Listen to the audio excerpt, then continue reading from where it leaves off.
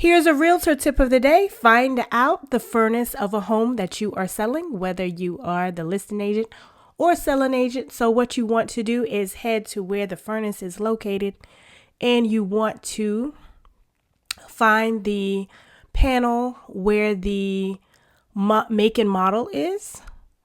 And you want to take a picture of that, make sure the serial number is there.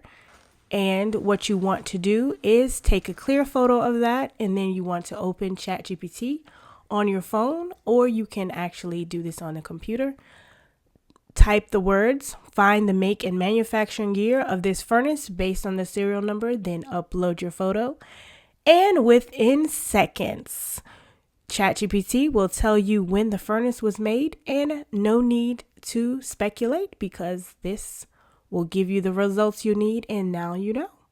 Try it out and comment below what you have found or other ideas for using ChatGPT to assist in your daily real estate tasks. Don't forget to like and follow for more.